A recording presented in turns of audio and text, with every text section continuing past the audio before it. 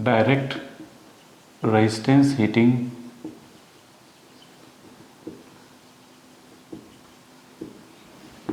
और indirect resistance heating में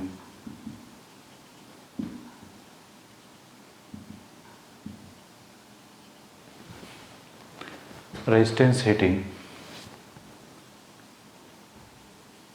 देखिए लास्ट क्लास में हमने डिस्कस किया डायरेक्ट रेजिस्टेंस हीटिंग और इनडायरेक्ट रेजिस्टेंस हीटिंग के करस्पॉन्डिंग हमने डिस्कस किया था कि रेजिस्टेंस हीटिंग किस पर बेस्ड होती है, आई स्क्वायर और लॉस पर बेस्ड होती है। फिर और हमने डिस्कस किया था कि डायरेक्ट रेजिस्टेंस हीटिंग की वर्किंग डिस्कस की थी फिर, और इनडायरेक्ट रेजिस्टेंस हीटिंग की वर्किंग डिस्कस की थी। आज हम लोग डिस्कस करेंगे अप्लीकेशंस के करस्पॉन्डिंग वन बाई वन। ठीक है, थोड़ा सा रिमाइंड करना चाह रहे थे कि हमने दिखाया था उसमें कि ये कुछ इस टाइप का जार था, नहीं जैक था, और इसके अंदर दो इलेक्ट्रोड, अगर सिंगल फेज सप्लाई है या डीसी सप्लाई है तो सिंगल फेज जो दो इलेक्ट्रोड होंगे, और अगर थ्री फेज सप्लाई तो यहाँ पे कितने इलेक्ट्रोड हो जाएंगे, तीन इलेक्ट्रोड हो जाएंगे। ठीक है, ये ऐसे दिया था यहाँ पे सप्लाई हमने, ठीक है, और यहाँ पे क्या रखा था हमने, चार्ज, जो मटेरियल होता है उसको हम यहाँ पे क्या बोलते हैं, चार्ज बोलते हैं। ठीक है, तो ये लाइक दिस वन करस्पॉन्डिंग होता है। और यहाँ पे हम लोग पाउडर ऊपर रखते थे, क्यों, क्योंकि इससे क्या होता है, शॉर्ट सर्किट से बचाता है। ठीक है, ये पाउडर, और ये हाई रेजिस्टिव पाउडर होता है। ये जो पाउडर ऊपर डाला जाता है, पता था कि हाई रेजिस्टिव पाउडर होता है, उससे क्या होता है, हाई रेजिस्टिव पाउडर क्यों, रेजिस्टिविटी वाला पाउडर क्यों रखते हैं, क्योंकि हाई रेजिस्टिविटी वाला अगर पाउडर नहीं रखेंगे तो शॉर्ट सर्किट होने के चांसेस होंगे। तो जो इलेक्ट्रोड का जो करंट है, जो करंट हम चाहते हैं कि चार्ज के थ्रू फ्लो हो, वो ऊपर से ही फ्लो हो जाएगी, जिससे क्या हो जाएगा, हमको उतना हीट नहीं मिल पाएगी जितनी रिक्वायरमेंट है, शॉर्ट सर्किट हो जाएगा ना, दैट्स वाई। और पाउडर डालने से क्या होगा, शॉर्ट सर्किट के चांसेस कम हो, रिड्यूस टू जीरो हो जाएंगे। ठीक है, फिर इसके बाद हमने क्या होता था वर्किंग में कि ये जो है करंट चार्ज के थ्रू पास करती है, जिससे आई स्क्वायर आर जनरेट होता है, और आई स्क्वायर आर जनरेट होने की वजह से, ठीक है, जब एच की बात करते हैं तो आई स्क्वायर आर टी हो जाता है, जिसकी वजह से जो हीट जो होती है वो कितनी, आई स्क्वायर आर टी हो जाएगी, नहीं जो हीट जनरेट होती है, टेम्परेचर राइज होगा, टेम्परेचर राइज होगा तो फिर क्या होगा, नॉर्मल सी बात है, ये पूरा का पूरा क्या हो जाएगा, हीटअप हो जाएगा, मेल्ट होना शुरू हो जाएगा। ठीक है, जिससे हम, जो हमारा टारगेट है कि हीटिंग को प्राप्त करना, वो हम यहाँ से पा जाएंगे। ठीक है, ये तो हो गया था हमारा किसके करस्पॉन्डिंग, डायरेक्ट रेजिस्टेंस सेटिंग में। और इनडायरेक्ट रेजिस्टेंस सेटिंग में हमने क्या बताया था, ये कुछ इस टाइप का था, लाइक दिस वन। ठीक है, और इसमें जो है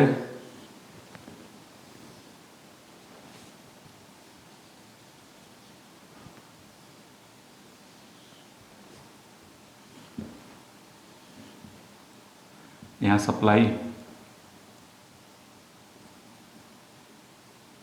से देते थे, और यहाँ पे इनको ऐसे कनेक्ट कर देते थे, और इनके बीच में भर देते थे क्या, जो चार्जेस हैं। ठीक है, ये फिलामेंट है, ये फिलामेंट होते हैं। अब क्या, तो सप्लाई से कनेक्ट कर दिया, और जब सप्लाई इनको देते हैं तो क्या होता है, जैसे सप्लाई देंगे आई स्क्वायर आर टी, आई स्क्वायर आर लॉसेस होगा, टाइम के साथ अगर एच की बात करेंगे तो आई स्क्वायर आर टी बोलेंगे। यहाँ पे जनरेटर होगा, टेम्परेचर राइज होगा तो फिर वो क्या होगा, इनको, ये जो इस आई स्क्वायर आर टी से इन दोनों को, जो यहाँ पे आपके रखे हुए हैं, क्या बोलते हैं इनको पूरा ऐसे बंद रहता है, ये पूरा का पूरा, कुछ लोग कहेंगे सर आपने पूरा नहीं बनाया, ये पूरा ऐसे, ये पूरा क्लोजअप होता है। ठीक है, हीट जनरेट होगी, और वो जो हीट जनरेट होती है यहाँ पे, वो हीट ट्रांसफ़र होती है इधर से इधर और इधर भी, due to conduction and radiation. ठीक है, इन आर बोथ मीडियम। ठीक है, इन दोनों के दोनों कंसेप्ट के हेल्प से वो क्या होती है, हीट ट्रांसफ़र होती है, इन दोनों को मिलती है, जिससे क्या होता है, ये दोनों क्या हो जाते हैं, मेल्ट होना शुरू कर देते हैं। ठीक है, जैसे कसना मेल्ट हो गए या फिर वो हीट अप हो गए। ठीक है, क्लियर है। तो इफ़िशियंसी की बात करें तो यहाँ पे देखो, चूँकि डायरेक्ट टच में है तो दैट्स वाई इसकी इफ़िशियंसी क्या होगी, हायर होगी। तो इफ़िशियंसी के पॉइंट ऑफ व्यू से बात करें तो डायरेक्ट रेजिस्टेंस की क्या होगी, हायर होगी। ठीक है, as compare to this one.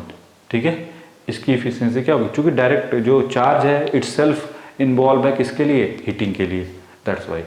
ठीक है, इफिशियंसी यहाँ बस 2-3 वर्ड इनमें याद रखो। डायरेक्ट टच में होता है तो रेजिस्टेंस यहाँ पे क्या होता है, हीटिंग ज़्यादा होगी। ठीक है, तो इस वजह से इफिशियंसी क्या मिलेगी, हमको ज़्यादा मिलेगी। यहाँ पे क्या होता है, इसके कंपेयर में ये क्या होगा, जो है कम हीटअप होगा। ठीक है, इस वजह से इसकी इफिशियंसी क्या होगी, इसके कंपेरिजन में लो होगी। दूसरी चीज़, इसको अब बात आती है इन्वॉल्व में एप्लीकेशंस की।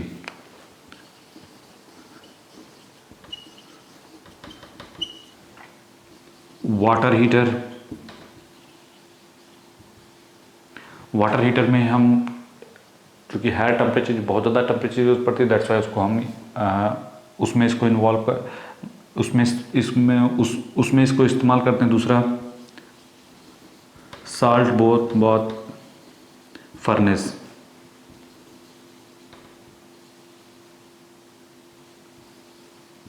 ठीक है, और इसमें एप्लीकेशन में लिख लो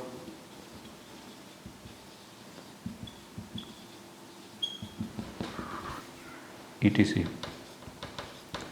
ये डोमेस्टिक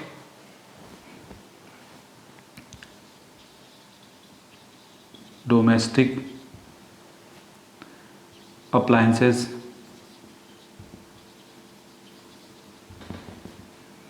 सच as room heater,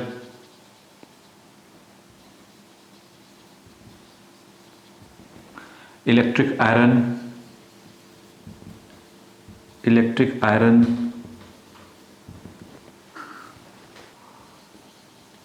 soldering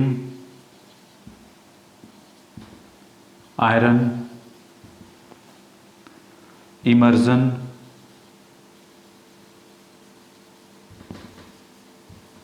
immersion heater.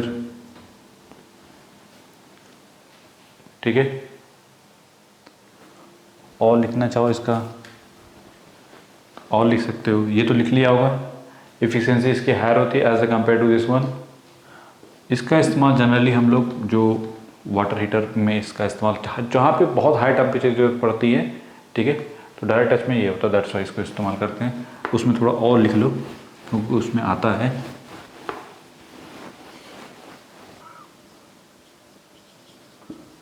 Hot plate,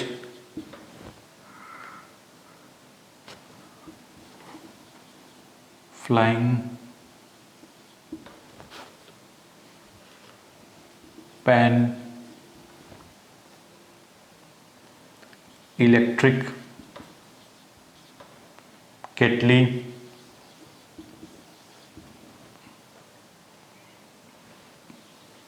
electric toaster,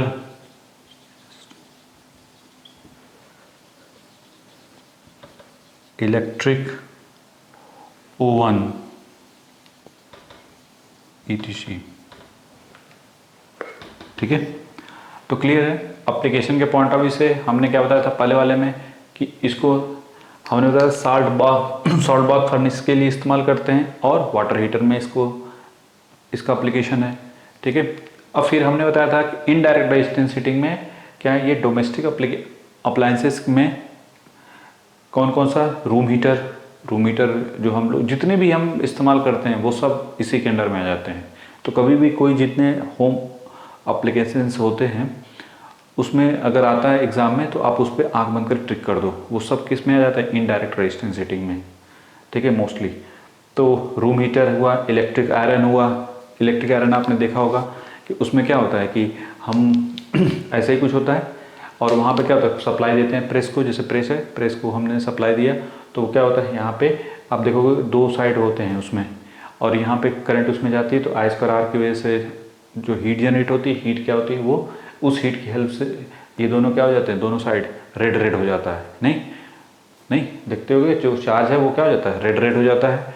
और फिर इसके बाद जो उससे जैसे आयरन टच में है तो वो क्या होता है, और वो भी क्या हो जाता है, उससे हीटअप हो जाता है इसकी वजह से, और फिर इसके बाद आप प्रेस कर लेते हो जो भी करना है। नहीं तो वो इलेक्ट्रिक, ये तो बहुत सिंपल है, ये सबने जनरली सबने देखा होगा ओपन करके भी, जैसे प्रेस कभी ख़राब हुआ तो खोल देते हैं, खोल के तो उसमें आप देखे होंगे पतला सा होता है ये दो साइड में, ठीक है, और उसको कभी कभी आप लगा के ऐसे भी चेक करो तो वो रेड रेड सब बनने लगता है। तो आप एक इनडायरेक्ट रेजिस्टेंस हीटिंग का एग्जांपल लाइव देख सकते हैं घर में, ठीक है, और अदर किसी को तोड़ने होने की ज़रूरत नहीं है, ठीक है। तो रूम हीटर हो गया, इलेक्ट्रिक आयरन रूम हीटर को भी देख सकते हैं उसमें, फिर सोल्डरिंग आयरन है, फिर इमर्सन हीटर है, ठीक है, जिसको इमर्सन रॉड बोलते हैं, फिर हॉट प्लेट, फिर फ्लाइंग पैन, ठीक है, इलेक्ट्रिक केटल, ये सब आप लोग देखे होंगे, सबके घरों में होता है इन जनरल। इलेक्ट्रिक टोस्टर, ठीक है,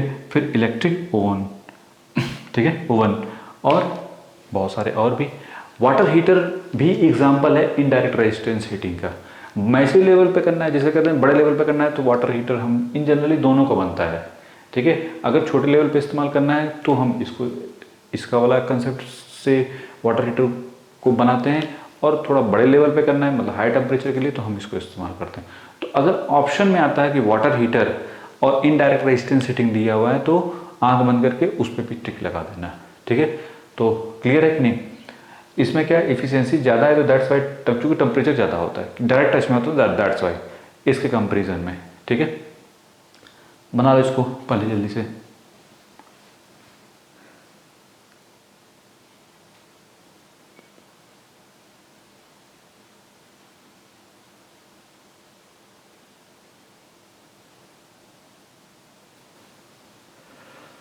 अब बात करते हैं कि ठीक है, इनडायरेक्ट रेजिस्टेंस हीटिंग में एप्लीकेशन के पॉइंट ऑफ व्यू से कभी कभी पूछ देता है, ठीक है। जैसे बताया था कि यूनिफॉर्म हीटिंग तो दोनों में होती है, इसमें भी होती है और इसमें भी होती है, कोई दिक्कत नहीं है, आप अपने घरों में देख सकते हैं यूनिफॉर्म हीटिंग का। यूनिफॉर्म हीटिंग का मतलब होता है कि ऐसा नहीं है कि जैसे प्रेस है तो वो जब हीटअप होता है तो पूरे साइड पर हीटअप एक साथ करता है, तो दैट्स यूनिफॉर्म हीटिंग। हाँ, अगर आप बात करें इसके और इसमें किस में ज़्यादा मिलेगी, तो नॉर्मल सी बात है, चूँकि डायरेक्ट टच में होता है तो दैट्स इसमें कुछ ज़्यादा होती है as a compare to this one, ठीक है, लेकिन वो दोनों में ही करीब करीब यूनिफॉर्म ही होती है, ठीक है। चलो अब बात करते हैं कि ठीक है सर, डायरेक्ट रेजिस्टेंस हीटिंग के करस्पॉन्डिंग बात करें तो इसमें जो है ऑटोमेटिक कंट्रोल पॉसिबल होता है, automatic control is also possible, ठीक है। तीसरा, फर्स्ट वन क्या हो जाएगा, this method gives uniform heating,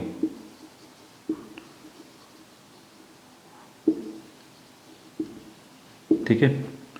third one, ये AC DC दोनों के लिए, AC DC दोनों के लिए क्या है, सुटेबल है,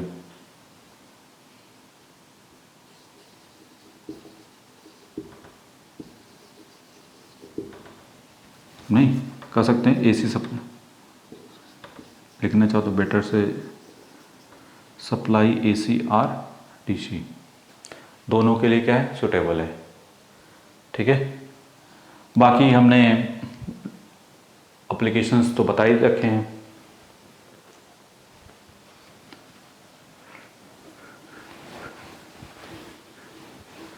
करेंगे जो मटेरियल हम यूज़ कर रहे हैं, जो चार्ज जिसको बोलते हैं, ठीक है, रेजिस्टेंस में, रेजिस्टेंस हीटिंग में जो चार्ज या जो मटेरियल हम यूज़ करते हैं, ठीक है, उस मटेरियल की क्या खास बात होनी चाहिए। फर्स्ट वन है, ठीक है, property of resistance of heating material. तो हम प्रॉपर्टी डिस्कस करना चाहते हैं हीटिंग मटेरियल की, ठीक है। क्या क्या होना चाहिए, first one, it should have high melting point.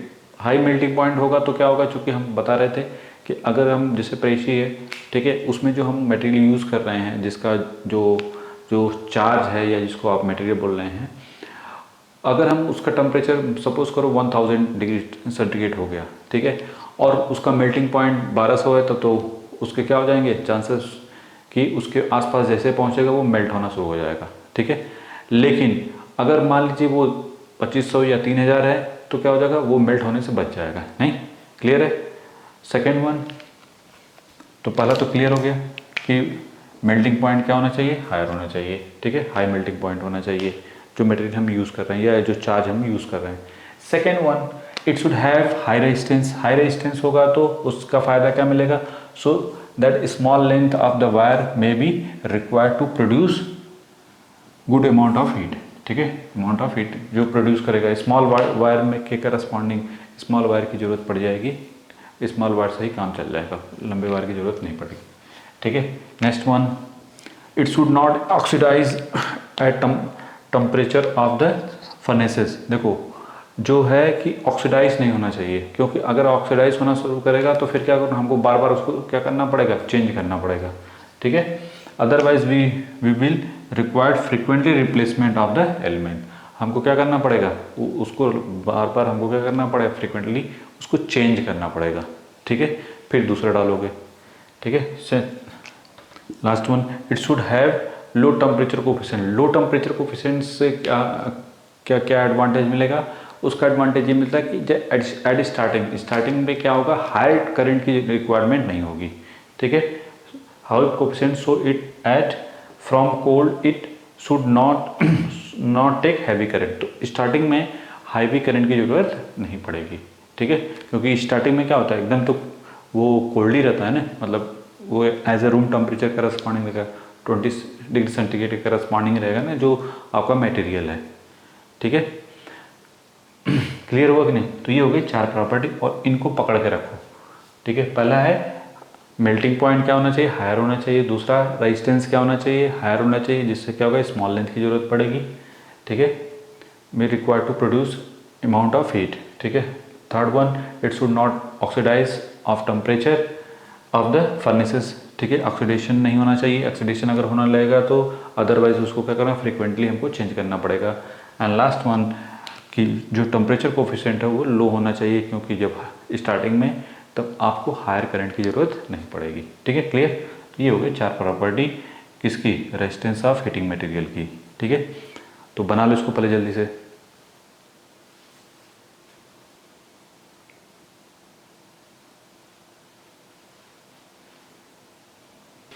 तो अब हम डिस्कस करना चाह रहे हैं कि जो टेम्परेचर कंट्रोल होता है, ठीक है, रेजिस्टेंस का, ठीक है, उसको कैसे किया जाता है। उसके 3 टाइप्स हैं। First one, by varying voltage across element, ठीक है। जो वोल्टेज है एलिमेंट के करस्पॉन्डिंग, उसको अगर हम चेंज कर दें तो उसको कितनी तरीके से चेंज किया जा सकता है, ठीक है। वोल्टेज को अगर ऊपर नीचे कम या ज़्यादा करेंगे तो क्या होता है, उसका पावर क्या होगा, कम ज़्यादा होगा, ठीक है। बाय ऑटो ट्रांसफार्मर और इंडक्शन रेगुलेटर। तो ऑटो ट्रांसफार्मर की हेल्प से, ठीक है, टैपिंग की जाती है, ठीक है। टैपिंग के थ्रू हम क्या कर सकते हैं, उसके वोल्टेज को कम ज़्यादा कर सकते हैं, ठीक है। और इंडक्शन रेगुलेटर के थ्रू, ठीक है। या दूसरा तरीका होता है कि अगर हम सीरीज़ में, ठीक है, उसके सीरीज़ में जो एलिमेंट है उसके सीरीज़ में क्या कर दें, रेजिस्टेंस को अटैच कर दें, नहीं, रेजिस्टेंस एलिमेंट जो इम्पिडेंस है उसको क्या कर दें, अटैच कर दें। तो उससे भी हम क्या कर सकते हैं भाई, वोल्टेज क्या हो जाएगा, ऊपर नीचे कम ज़्यादा हो सकता है। फिर next one, variable voltage supply. Variable voltage supply अगर हम उसको दें तो भी, ठीक है। तो क्लियर हुआ कि नहीं। तो हमने बोला ना, varying voltage across element.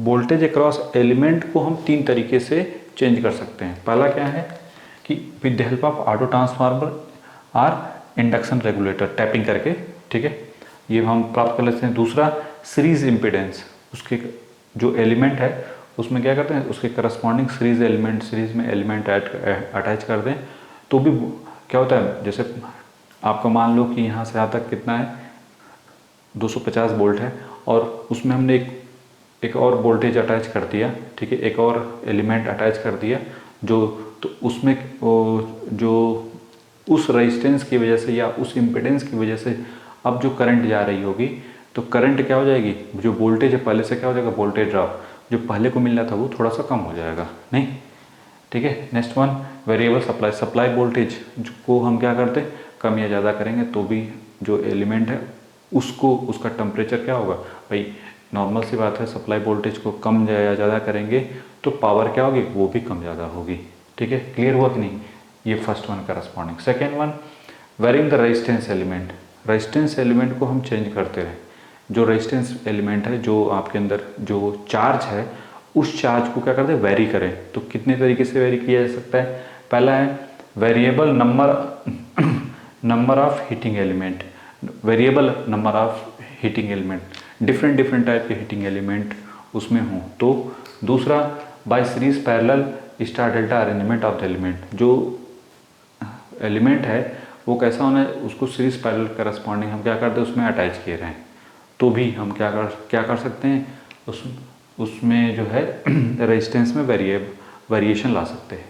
And third one है पीरियोडिकली स्विचिंग ऑन और of by electric supply. Electric supply उसको क्या कर दें, बंद कर, जैसे क्या होता है ना, पीरियोडिकली उसको क्या करें, अगर हमको टेम्परेचर को कंट्रोल करना है या कम करना है तो पीरियोडिकली अगर चेंज कर दें तो भी हो जाएगा, या उसको स्विच ऑन ऑफ करते रहो तो भी हो जाएगा। क्लियर हुआ कि नहीं?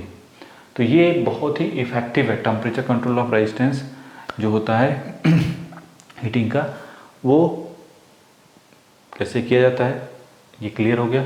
अब इसको बना लो आराम से, बहुत सिंपल वे में है, ज़्यादा दिमाग लगाने की ज़रूरत नहीं है। ठीक है।